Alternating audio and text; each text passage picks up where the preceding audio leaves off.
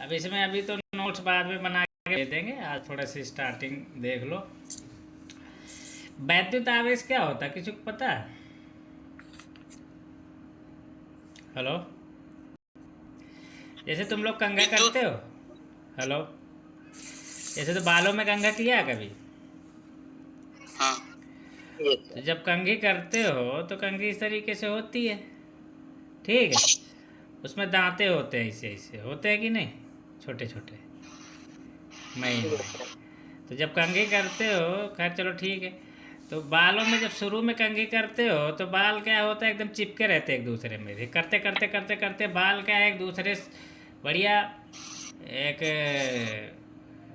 जो भी शेप देना चाहते हो, फिर बालों में तुम लोग का बाल एक दूसरे से दूर दूर हो जाते हैं, एक पफी पफ टाइप का बन जाता है, ठीक है?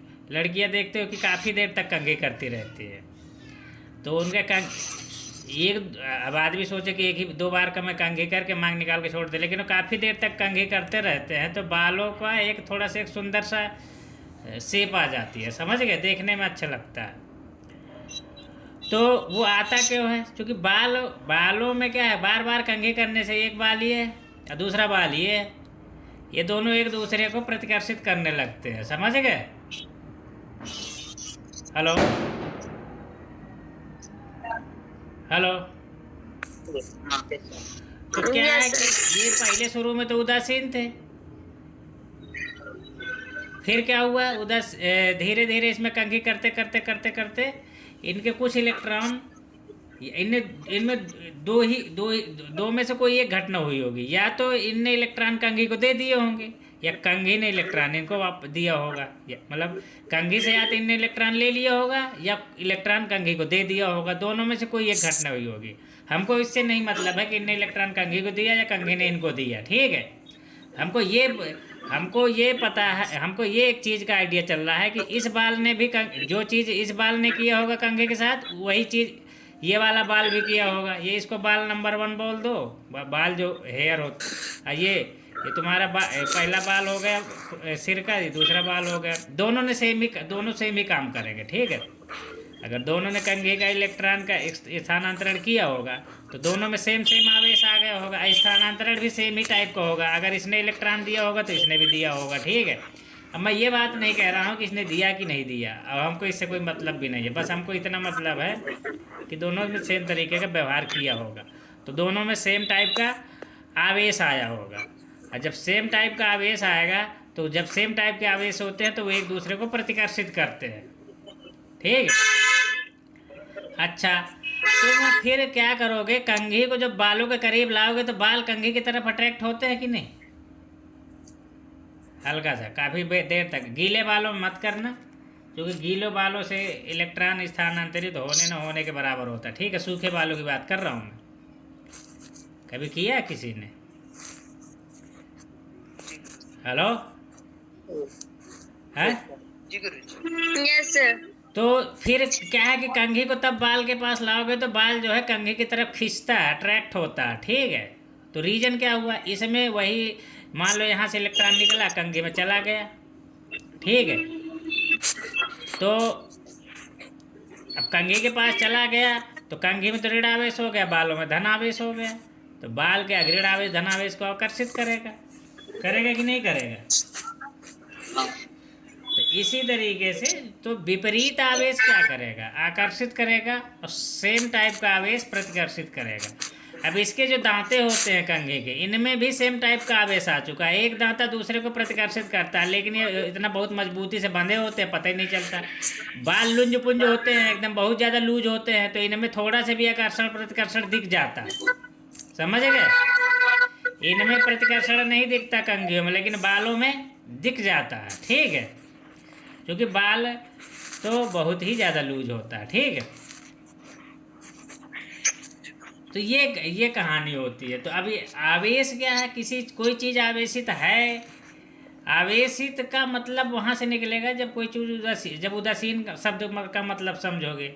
उदासीन का मतलब कोई भी चीज़ अगर उदासीन है तो उसमें जो है कुल मतलब नेट आवेश शून्य होता है, ठीक है? क्या नेट आवेश, ठीक? अब नेट आवेश का मतलब क्या है कि जैसे जैसे मान लो कि तुम्हारी ये वस्तु है, ठीक है, इसमें 100 धनावेश होंगे, ठीक है, और 100 ऋणावेश होगा, तो ओवरऑल तो ये उधर जीरो आवेश होगा, जोड़ दोगे दोनों को तो। तो इसमें ऐसा नहीं है कि आवेश आवेश नहीं, आवेश है, लेकिन दोनों का योगफल शून्य, इसलिए इसको उदासीन बोल रहे हैं। क्या बोलेंगे? उदासीन। उदासीन, ठीक है। तो कोई बोले कि इसमें आवेश है कि नहीं, बोलोगे है। कोई बोले आवेशित है कि नहीं, बोलोगे आवेशित नहीं है। आवेश होना और आवेशित होना दोनों में अलग फर्क है, ठीक है। यहाँ पे 100 धनावेश हैं और 100 ऋण आवेश हैं, लेकिन ये आवेशित नहीं है। आवेशित होने का मतलब हो गया कि नेट आवेश अगर शून्य है, नहीं शून्य है तो आवेशित नहीं है, और नेट आवेश कुछ न कुछ हो।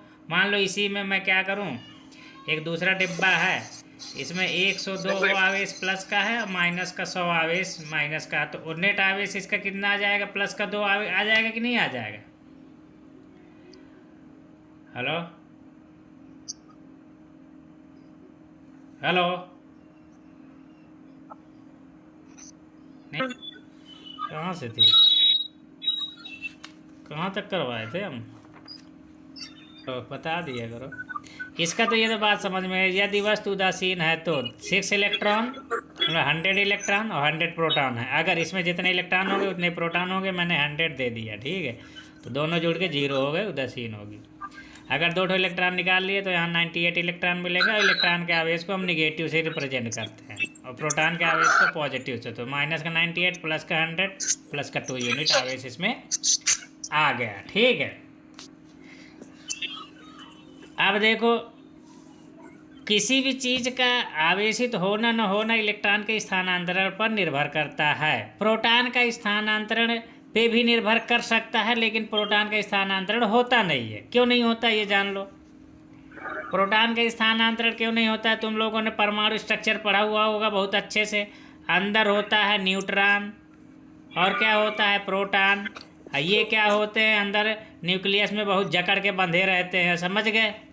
इनको तो तुम तोड़ के निकाल नहीं सकते। इलेक्ट्रॉन होता है एकदम आवारा, फ्री घूम रहा बाहर, इसको चुप्पे से बाहर निकाल ले गए, अंदर वाले को पता ही नहीं चला, समझ गए? Yes sir. तो इसीलिए प्रोटॉन को निकालोगे तो साथ में न्यूट्रॉन भी भागा चला आएगा, और पूरा भारी इसी में रहता है तो पूरा परमाणु ही भागा चला आएगा, तो यहाँ से तो काम बनेगा नहीं, ठीक है। तो इसीलिए ठोसों के केस में ज़्यादातर ठोसों का ही पढ़ोगे पूरी बहुत फिजिक्स में। तो ठोसों के केस में क्या होगा, जितने भी ठोस चालक होंगे, इलेक्ट्रॉन का आना और जाना उसके आवेशित होने न होने की बात बताएगा, ठीक है। अब एक बात और जान लो कि किसी भी चीज़ का जो छोटा से छोटा आवेशित करोगे तो किसी भी चीज़ से क्या हो गया, अगर तुम बहुत कम आवेशित करना चाहते हो तो 1 इलेक्ट्रॉन निकालोगे उससे, समझ गए? हेलो। Yes sir. अब एक से क्या है कि 1 इलेक्ट्रॉन निकालोगे, मान लो किसी की इच्छा हुई, ये है, इसमें क्या है 100 इलेक्ट्रॉन है और 100 प्रोटॉन उदासीन होगा, तो यही कहानी होगी। अब इसमें से क्या करोगे, तुमने 1 इलेक्ट्रॉन निकाल दिया, ठीक है, तो इसमें कितने बचेंगे? 99 इलेक्ट्रॉन बचेंगे और 100 प्रोटॉन बचेंगे, तो ओवरऑल कितना बचेगा? माइनस का 99 प्लस का 100 प्लस का 1 यूनिट आवेश बचेगा, ठीक। तो अब इससे भी कम इसको किसी चीज़ को तुम आवेशित कर सकते हो क्या 1 इलेक्ट्रॉन से? कोई कहेगा कि मैं आधा इलेक्ट्रॉन निकाल लूँ, क्यों? तो यहाँ 99, यहाँ पे फिर क्या बचेगा? 99.5, यहाँ पे 100, तो फिर कितना बचेगा? मैं जैसे दूसरा एग्जांपल दूँ, जैसे ये था, इसमें 100 इलेक्ट्रॉन थे और 100 प्रोटॉन थे, इसमें से मैं 0.5 इलेक्ट्रॉन निकालूँ, समझ गए? तो यहाँ से कितना हो जाएगा मेरा? 99.5 इलेक्ट्रॉन बचेगा और 100 प्रोटॉन बचेगा। तो यहाँ से अगर मैं देखूँ तो क्या हो जाएगा, सॉल्व करूँगे तो 99.5 माइनस का प्लस का 100 that is equal two plus का 0.5 यूनिट, इतना यूनिट आवेशित हो जाएगा ये, क्यों? हेलो। ठीक है। Yes sir. लेकिन क्या आधा इलेक्ट्रॉन तुम लेके जा सकते हो किसी परमाणु से? No sir. नहीं ले जा सकते। क्यों नहीं ले जा सकते?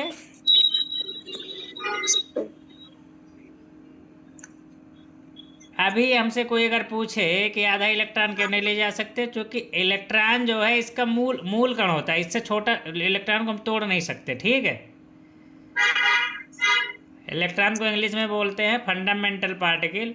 इलेक्ट्रॉन, प्रोटॉन, न्यूट्रॉन, इनको फर्दर तुम नहीं तोड़ सकते। तुम सोचो कि प्रोटॉन को आधा आधा कर दें हम, या न्यूट्रॉन को आधा आधा कर दें, ठीक है, या इलेक्ट्रॉन को आधा आधा कर दें, या एक चौथाई काट काट के कर दें, ऐसा नहीं कर सकते। ये सबसे छोटी यूनिट है, इससे छोटा हो ही नहीं सकता। ठीक है, बात समझे कि नहीं? तो ये क्या है? ये मूल कण है। इंग्लिश, हिंदी में मूल कण और इंग्लिश में फंडामेंटल पार्टिकल बोलते हैं। ठीक है, इसलिए इससे छोटे हो नहीं सकते ये। ठीक, इतनी बात समझ में आई कि नहीं? Yes sir. अब यहाँ पे देखो, जो ऑब्जेक्टिव बनता है तो यहीं से बनता है। ठीक है, ऑब्जेक्टिव कठिन बनता है कई बार। अगर यहीं पे मैं, अगर जो तुमको अभी बता रहा था कि इससे एक इलेक्ट्रॉन निकाला, इसमें 100 इलेक्ट्रॉन थे, इसमें 100 प्रोटॉन थे, अब मैं क्या करूँ, बाहर से इलेक्ट्रॉन एक ठो डाल दूँ। इससे निकाला, इसमें डाल दिया, इससे निकाला मैंने, उसको इसमें डाल दिया, तो इसमें कितना हो जाएगा? 101 इलेक्ट्रॉन हो जाएगा कि नहीं? Yes sir. और प्रोटॉन तो 100 ही रहेगा। प्रोटॉन तो तुम बदल नहीं सकते। तो इसका अगर आवेश निकालूं मैं, नेट आवेश, इसका नेट आवेश निकालूंगा तो माइनस का 101 और प्लस का 100, कितना निकल जाएगा? माइनस का 1 यूनिट। ठीक है, यूनिट इसलिए लिख रहा हूँ कि ये अभी एग्जैक्ट मात्रक नहीं, अभी बताऊंगा थोड़ी देर बाद। तो इलेक्ट्रॉन किसी में डाल दिए तो निगेटिव हो जाएगा, निकाल लिए तो वो पॉजिटिव हो जाएगा। ठीक है, और निकलेगा हमेशा इलेक्ट्रॉन ही। ठीक है, या डलेगा भी इलेक्ट्रॉन ही, ये ध्यान देना। ठीक है, जितने भी ठोस चालक होंगे। यहाँ तक बात क्लियर हो गई होगी। ठीक है, अब देखो, एक इलेक्ट्रॉन पर जो आवेश होता है, अभी तक जिसको मैं यूनिट यूनिट लिख रहा था, 1 यूनिट। ठीक है, तो ये इसकी वैल्यू कितनी है? तो एक इलेक्ट्रॉन पर जो आवेश होता है वो होता है माइनस का 1.6 इंटू 10⁻⁻19 कूलम। तो प्रोटॉन पे कितना आवेश होता है? प्रोटॉन पर भी उतना ही आवेश होता है, संख्यात्मक मान, लेकिन बस अंतर इतना होता है, ये प्लस का होता है। ठीक है, तो कई बार हम रिप्रेजेंट करते हैं इस वैल्यू को, इस वाली वैल्यू को ई से लिख देते हैं। किससे? ई से। तो कई बार हमको आवेश की बात आएगी तो हम क्या करेंगे, जैसे इलेक्ट्रॉन पर आवेश की बात आएगी, इलेक्ट्रॉन पर आवेश, ठीक है, इलेक्ट्रॉन पर आवेश ये कितना होता है? 1 इलेक्ट्रॉन पर। ठीक है, उसको लिख देते हैं माइनस का ई। ई तो हमारा हो गया माइनस, वो आवेश का नेचर। ई की वैल्यू जो होती है, केवल ई की वैल्यू जो होती है वो होती है 1.6 इंटू 10⁻⁻19। ठीक है, तो कहीं भी ई लिखा हुआ होता इसको ये मान लेना। ठीक है, तो इलेक्ट्रॉन पर आवेश माइनस माइनस पहले लगा लिया और ई की वैल्यू इतनी होती है, ई लिख दिया मैंने। ठीक है, तो कई बार आवेशों को इस प्रकार से रिप्रेजेंट करते हैं। इसी प्रकार से प्रोटॉन पर, एक प्रोटॉन पर आवेश वो कितना होगा? प्लस का ई। ठीक है, ई का मान तो वही होता है 1.6 इंटू 10⁻⁻19 कूलम, और यहाँ पे प्लस लगा दिया, ई की वैल्यू यहाँ पे रख देना। ठीक है, तो यहाँ से अभी तक अगर किसी वस्तु से 1 इलेक्ट्रॉन निकालोगे तो इतना आवेश उत्पन्न होता है। ठीक है, प्लस का।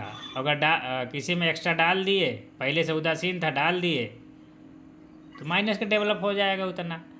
ठीक है, अब कोई वस्तु है, अभी अगर मैंने जितने भी पीछे सवाल कराए तुम्हारे, तो मैंने क्या किया था कि 100 प्रोटॉन थे, 100 इलेक्ट्रॉन थे। ठीक है, अब उसमें क्या किया मैंने, इसमें से 1 इलेक्ट्रॉन निकाल दिया, तो इसमें आवेश कितना आएगा? आवेश बराबर इलेक्ट्रॉन कितने हैं? 1। ठीक है, इलेक्ट्रॉन जो निकले हैं 1, और निकल गया तो धन आवेश होगा, ठीक है। अब इसमें अगर मैं आवेशों की गणना करूं, नेट आवेश, क्यू नेट, नेट ऐसे लिख देता हूं मैं। क्यू, क्यू किसको बोलते हैं? क्यू जो है आवेश, आवेश को क्यू से प्रदर्शित करते हैं, ठीक है। हेलो, आवेश को क्यू से प्रदर्शित करते हैं। मैं अभी यहाँ पे लिख दे रहा हूँ, नेट आवेश। नेट को हिंदी में ना बना के एक ही मात्रा लगा के टी लिख देते हो, हालांकि इंग्लिश शब्द है लेकिन हिंदी में लिखते हैं हमेशा, ठीक है। तो नेट आवेश को क्यू नेट भी बोलते हैं ऐसे, ठीक है। अब ना तो स्पेलिंग में कहीं क्यू आता है और ना तो कहीं भी, लेकिन इसको आवेश को हमेशा क्यू से ही रिप्रेजेंट करते हैं, ठीक है। तो यहाँ पे क्या होगा, धन आवेश कितने होंगे? 100। और इलेक्ट्रॉन का आवेश, इलेक्ट्रॉन का आवेश है तो इलेक्ट्रॉन, इलेक्ट्रॉन यहाँ पे ई लगा देते हैं, माइनस का चिन्ह लगा देते हैं, ठीक है। अगर प्रोटॉन है तो क्या होगा, यहाँ पे 100 इलेक्ट्रॉन लिखेंगे, यहाँ प्लस लिख देंगे और दोनों को जोड़ दो। ये माइनस वाला हो गया, ये प्लस वाला हो गया, जोड़ दोगे तो 0 आ जाएगा, ठीक है। ये तो तब है जब नहीं निकाला था, अभी तो उदासीन स्थिति में है, ठीक है। यहाँ पे लिख देते हैं उदासीन स्थिति, उदासीन स्थिति में। चलो ठीक है, अभी ये नहीं निकालते हैं इसको। अब इसमें देखो, यहीं पे मैं करा देता हूँ। यहाँ पे 100 इलेक्ट्रॉन था, 100 प्रोटॉन था। अब यहाँ से मैं क्या करूँगा, एक इलेक्ट्रॉन बाहर निकाल दिया, तो अब यहाँ पे क्या होगा, क्यू नेट। क्यू नेट कितना होगा, एक इलेक्ट्रॉन बाहर निकाला, यहाँ कितने बचेंगे, 99 इलेक्ट्रॉन बचेंगे। तो यहाँ पे एक इलेक्ट्रॉन निकाल देने से यहाँ पे 99 इलेक्ट्रॉन और 100 प्रोटॉन, तो इसको करेंगे क्या, माइनस का 99 ई और प्लस में 100 का ई, कितना बचेगा, ये प्लस का ई बचेगा, ठीक है। इतनी बात समझ में आई। जहाँ पे ई हो वहाँ पे ये वाली वैल्यू रख देना, न्यूमेरिकल वैल्यू आ जाएगी, ठीक है। अगर क्या है, कोई वस्तु और है दूसरी,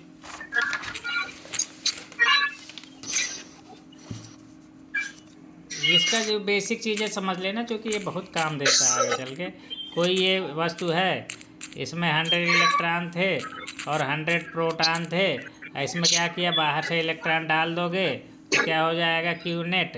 एक इलेक्ट्रॉन मैंने डाला, ठीक है। तो यहाँ से क्यू नेट कितना हो जाएगा मेरा, इलेक्ट्रॉन कितने हो जाएंगे, माइनस का 101 इलेक्ट्रॉन, माइनस 101 इलेक्ट्रॉन, सारी साफ साफ लिख दे, 101 इलेक्ट्रॉन माइनस का, ठीक, 101 और प्लस का 100 इलेक्ट्रॉन। ये प्रोटॉन के हो गए, ये इलेक्ट्रॉन के हो गए, माइनस का 1 इलेक्ट्रॉन के बराबर आवेश हो जाएगा क्यू नेट। कुछ बात समझ में आई? अब अगर मैं 1 2 3 की बात कर रहा, मैं n इलेक्ट्रॉन डाल दूं तो क्या होगा, तो किसी वस्तु से मैं अगर n इलेक्ट्रॉन डाल दोगे, ठीक है, किसी वस्तु में, तो पहले जो थे हमसे उससे कोई खास मतलब है नहीं, ठीक है। जो हम डाल रहे हैं उतने आवेश आ जा रहा है, निकाल रहे हैं, अगर निकाल दिए तो उतने ही का प्लस का आ जाएगा, डाल देंगे तो उतने ही का माइनस आ जाएगा। तो पहले से जो थे हमको उनसे कोई मतलब नहीं होता नॉर्मली, ठीक है। और हालांकि चलो ठीक है। तो यहाँ पे क्या है, मान लो अभी एक बार और समझा देता हूँ। 100 प्रोटॉन है और 100 यहाँ पे इलेक्ट्रॉन है, ठीक है। बाहर से n डालोगे तो क्यू नेट निकालो, यहाँ से क्यू नेट निकालोगे तो यहाँ पे क्या हो जाएगा, 100 प्लस में, खैर चलो अब करा दे रहे हैं, 100 प्लस n, इतने इलेक्ट्रॉन हो जाएंगे, इलेक्ट्रॉन के बराबर आवेश। अब प्रोटॉन कितने हो जाएंगे, 100 प्रोटॉन का आवेश तो प्लस का ही रहेगा, जोड़ दोगे तो माइनस का n इलेक्ट्रॉन बचेगा। इलेक्ट्रॉन इतनी आवेश आएगा कि नहीं आएगा, यस सर, क्यू नेट।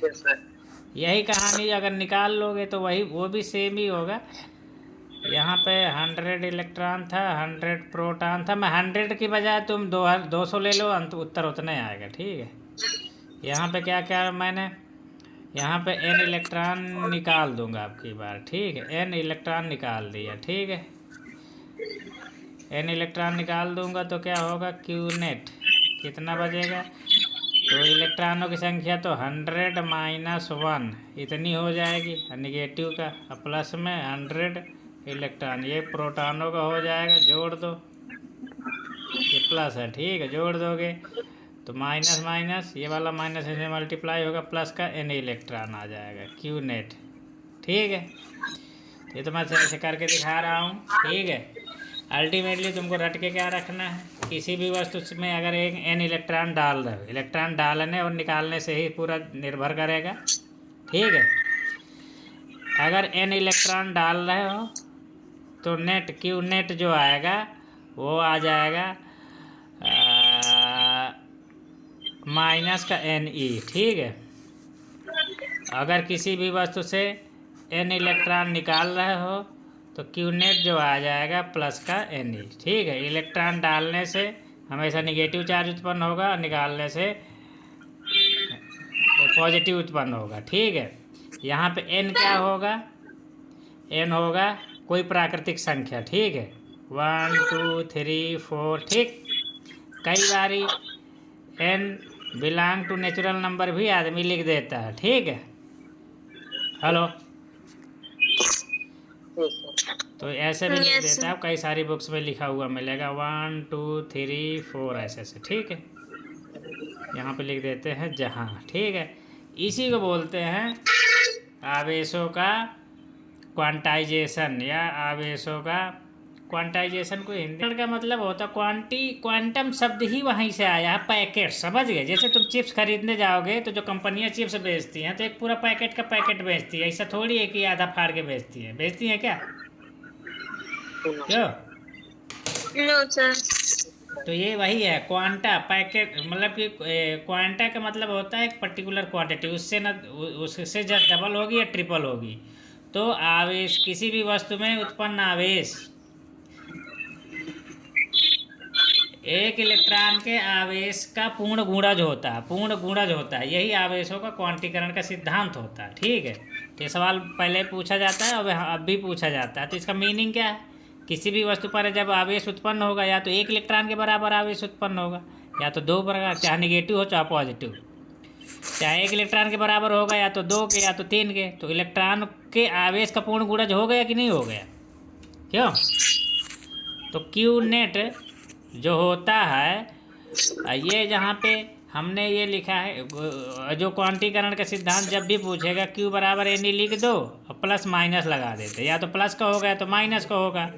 ये भी लिख देते हैं जहाँ n is equal to 1 2 3 dash dash dash, कुछ भी, एक से अधिक कुछ भी इलेक्ट्रॉन निकाल सकते हो, एक से कम नहीं निकाल सकते। और ई की वैल्यू 1.6 इंटू 10⁻⁻19 कूलम। ठीक, यहाँ ई जो है एक इलेक्ट्रॉन का आवेश। इतना बात लिख दोगे, केवल इतने लिख दोगे, बाद में तो बना के वो रट लेता सब कोई। तो आवेशों के क्वांटीकरण का सिद्धांत में यही बात लिखी जाती है हमेशा। तो किसी भी वस्तु पर उत्पन्न आवेश एक इलेक्ट्रॉन के आवेश का पूर्ण गुणज होता है हमेशा, ये बात है आवेशों का क्वांटीकरण। ठीक है, जैसे किसी गांव में अगर आदमी होंगे किसी भी टाइम गिनो, चाहे दोपहर में चाहे शाम में, ठीक है, या तो वो पूर्ण संख्या में ही होगा। ठीक है, नहीं कि 3.5 आदमी होगा कि 4.5 आदमी होगा, वो होगा या तो 3 या तो 4, समझ गए, या तो 5। ऐसा थोड़ी कि 4 और 5 के बीच में हो, अंदाजन बोल लो 4.5 आदमी हो गए इस समय इस घर में है। ठीक है, तो वही बात यहाँ पे है। ठीक है, तो इलेक्ट्रॉन या तो निकलेगा तो पूरा पूरा निकलेगा, आधा तिहाई नहीं निकलेगा, वापस अंदर आएगा भी तो पूरा पूरा आएगा। ठीक है, तो इसी बात को पूरा पूरा, जैसे फुल, क्वांटीकरण का मतलब यहाँ पे कॉन्सेप्ट क्या है, फुल चीज़ होना, समझ गए। जैसे कहीं आधा तिहाई ना दे भैया, पूरा पूरा फुल देना हो तो दे, नहीं तो जाओ, समझ गए। जैसे खाने वाने में है कोई भूल, जैसे किसी को जैसे कोई चीज़ लेनी है, आपस में बांट के खा रहे हैं, तो कहेंगे कि भैया ये पूरा हमको एक ठो सेब देना हो तो दे, नहीं तो अपना खाओ तुम। ठीक है, कहेंगे फुल देना हो तो दो। तो वही बात है यहाँ। ठीक, क्वांटीकरण एक प्रकार का किसी चीज़ का कंप्लीट होना ना, मतलब किसी भी चीज़ की क्वांटिटी का कितनी चीज़ों में वो किस तरीके से वहाँ पे मिल सकती है। ठीक है, तो ये हो गया ये बात, तो यहाँ से तुमको क्लियर हो गया। अब मैं तुमसे एक क्वेश्चन पूछता हूँ, तुम्हारी बॉडी में आवेश है कि नहीं है? जल्दी है, वीडियो ऑन कर लेते हैं। तो क्या होगा, ये धनावेशित थी, किसी व्यक्ति ने इसको इस व्यक्ति ने इसको टच किया तो क्या करेगा, इसकी बॉडी से इलेक्ट्रॉन खींचने लगेगा तो तुमको करंट लगेगा। समझ गए?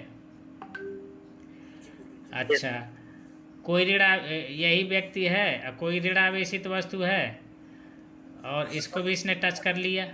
जब टच करेगा तो क्या करेगा, इसके पास इलेक्ट्रॉन क्या दिखता है, ये तुम्हारी बॉडी में इलेक्ट्रॉन देने लगेगा। समझ गए? क्योंकि इसके पास इलेक्ट्रॉन ज़्यादा है तुम्हारी बॉडी में, आखिरकार इससे तो इसमें तो बैलेंस है, इसमें तो बैलेंस से ज़्यादा है, तो क्या करेगा, इलेक्ट्रॉन इधर भागने लगेगा। इसमें क्या होगा, इलेक्ट्रॉन इस दिशा में भागने लगेगा। ठीक है? तो क्या होगा, दोनों केस में तुम्हारी बॉडी पहले न्यूट्रल होगी तो ठीक है, अगर न्यूट्रल नहीं है मतलब उदासीन नहीं है तो फिर भी झटका लगेगा, इसमें भी झटका लगेगा, इसमें भी झटका लगेगा, और बराबर झटका लगेगा, जितना इसमें लगेगा उतना इसमें लगेगा। ठीक है? तो किसी से कुछ तुम्हारी बॉडी से कोई इलेक्ट्रॉन ले तब भी तुमको दिक्कत होगी, और तुमको इलेक्ट्रॉन दे दे तब भी तुमको दिक्कत होगी। इसी को बोलते हैं करंट लगना। ठीक है? कुछ बात समझ में आई? हाँ। तो इस वजह से तुम लोगों की बॉडी में करंट लगता है, कई बार नहीं भी लगता। ठीक है?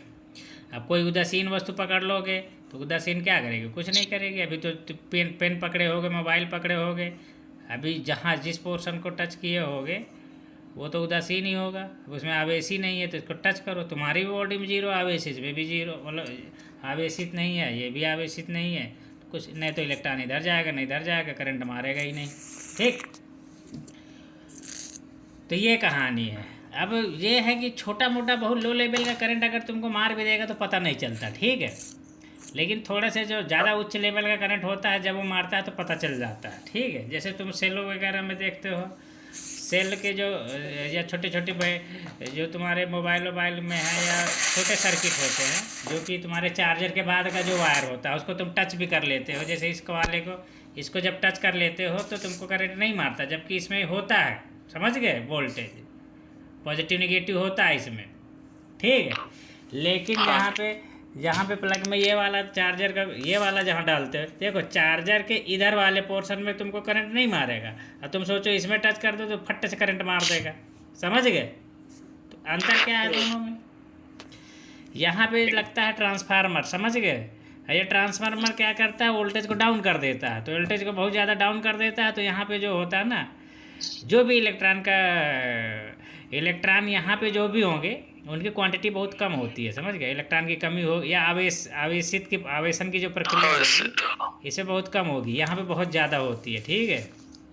यहाँ पे पोटेंशियल टर्म भी मिलेगा, विभव, तो यहाँ का विभव बहुत ज़्यादा हाई होता है, इस वजह से करंट मार देता है, यहाँ पे कम होता है इसलिए करंट नहीं मारता। तो यहाँ पे ये इस चार्जर काम ही क्या करता है, ये सिर्फ विभव को कम करता है। समझ गए? और इसका कुछ काम धाम है नहीं। समझ गए? चाहो तो तुम मोबाइल से डायरेक्ट चार्ज कर सकते हो, लेकिन जैसे ही चार्ज करोगे मोबाइल में इतने छोटे छोटे पतले सर्किट लग देते हैं, 2 मिनट में 2 मिनट भी नहीं लगेगा, 30 सेकंड में सुलग जाएगा पूरा मोबाइल। 10,000 का मोबाइल पता चला ख़त्म। समझ गए? तो क्या करता है, ये वोल्टेज को डाउन कर देता है सिंपली। हाँ, नंबर 1 बात। दूसरी बात, करंट को डीसी करता होगा ये। ठीक है? क्योंकि मोबाइल तुम्हारा बैटरी जो भी चार्ज होती है सब अल्टरनेटिंग करंट में नहीं चार्ज होती है, सब डीसी करंट में होती है, तो डीसी करंट भी आगे पढ़ोगे। ठीक है? और जो हमारा सर्किट यहाँ पे आता है, सोचो कि जो भी सप्लाई आती है घरों में, ये सब अल्टरनेटिंग करंट होती है। ठीक है? तो खैर चलो, धीरे धीरे तुम लोग को इंटरेस्ट पड़ेगा, समझोगे भी। फिजिक्स है, इंटरेस्टिंग टॉपिक होता है। ठीक है? आज